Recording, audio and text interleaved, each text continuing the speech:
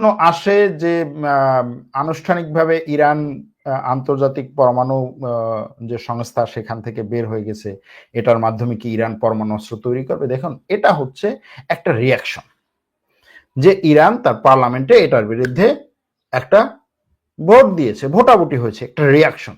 কিন্তু সেটার যে কার্যকর করা, সেটার যে অ্যাকশন নেওয়া বা সেটা যে হচ্ছে কি বলে সেটা যে বাস্তবায়ন করা, সেটার দায়িত্ব ইরানের পার্লামেন্টের না। এরপরে প্রেসিডেন্ট আছে, ইরানের সর্বোচ্চ শুরু আছে, সর্বোচ্চ ধর্মীয় নেতা আছে, আরো 3টা ধাপ আছে। সুতরাং এই সমস্ত দিক থেকে চিন্তা করলে ইরান এই যুদ্ধে তার সবচেয়ে যে যৌক্তিক কাজ সেটা করেছে। যৌক্তিক কাজ, যৌক্তিক কাজটা কি? এটাকে আমরা অনেক সময় বলি যে জেনে শুনে হচ্ছে নাটক করা। অনেকে আমরা বলি যে জেনে শুনে নাটক করা, জনগণকে নাটকের মতো দেখানো, যে আমি কাতারে আক্রমণ করব কিন্তু কেউ হতাহত হবে না। আবার আমেরিকা ইরানের ঘাঁটিতে আক্রমণ করবে, ঘাঁটির কোনো ক্ষয়ক্ষতি হবে না।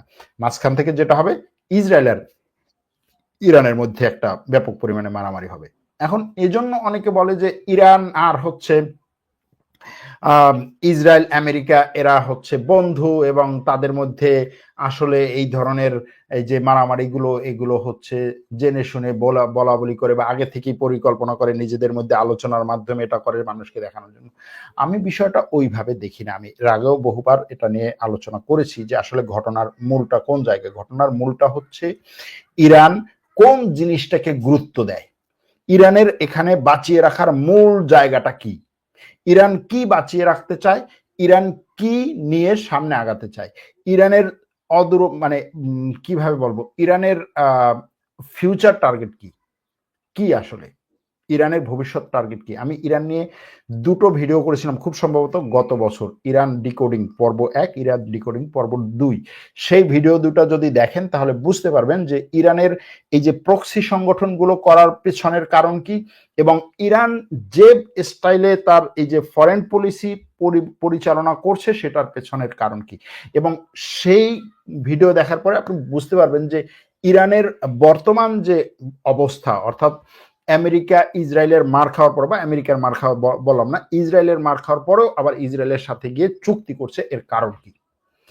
এর কারণ হচ্ছে ইরানের মূল বিষয় হচ্ছে ইরানের অস্তিত্ব টিকিয়ে রাখা। অস্তিত্ব বলতে এখানে শুধুমাত্র ইরানের রাষ্ট্রের অস্তিত্ব না, ইরানের মানচিত্রের অস্তিত্ব না, ইরানের খামেনেই শাসন টিকিয়ে রাখা, ইমামতি টিকে রাখা, ইমামতের যে সিলসিলা সেটাকে টিকে রাখা। এবং এটা যদি আপনি সেই ইমামতের ইতিহাস পড়েন, অর্থাৎ আলী রাদিয়াল্লাহু থেকে শুরু করে তাদের 12 ইমাম, তারপরে হচ্ছে তাদের ইমাম মেহেদির যে হচ্ছে আত্মগোপনে যাওয়া, এবং এই শত শত বছর ধরে আত্মগোপনে থাকা, যে কোনো সময় তিনি আসতে পারেন এবং তিনি এসে বড় ধরনের কেওয়াস সৃষ্টি হলে তিনি আসবেন, আসলে হচ্ছে তিনি রক্ষা করবেন এবং ইমামতির দায়িত্ব পালন করবেন। সে পর্যন্ত এখন যারা ইমাম আছে তাদেরকে বাঁচিয়ে রাখা এবং এই ইমামতির সিলসিলাটাকে কন্টিনিউ করা, এটাই হচ্ছে ইরানের সবকিছুর ঊর্ধ্বে সবচেয়ে মূল বিষয়।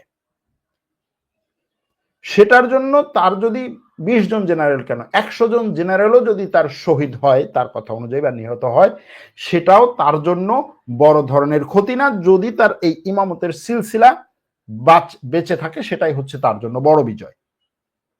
কারণ বিভিন্ন সময় দেখা গেছে যে এই শিয়া সুন্নির লড়াই কোত্থেকে আসছে, ইমামতের সিলসিলা, এবং যদি বলি এটাকে ব্যবহার করে যে ক্ষমতায় যাওয়ার বা এই অঞ্চলে ইমামতের শাসন প্রতিষ্ঠা করার যে ধারণা, সেখান থেকেই তো আসা।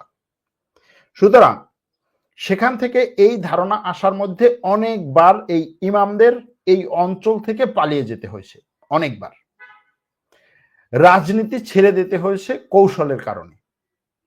যখন দুর্বল হয়ে গেছে তারা রাষ্ট্র শাসনকে ছেড়ে দিয়ে শুধুমাত্র ইমামতের দায়িত্ব পালন করেছে। আবার এটা নিয়ে যখন আস্তে আস্তে শক্তিশালী হয়েছে, অনেক সময় নাইজেরিয়া পর্যন্ত, আফ্রিকায় যেতে যেতে নাইজেরিয়া পর্যন্ত গেছে, সেখান থেকে আবার ফেরত এসেছে এই মধ্যপ্রাচ্যে।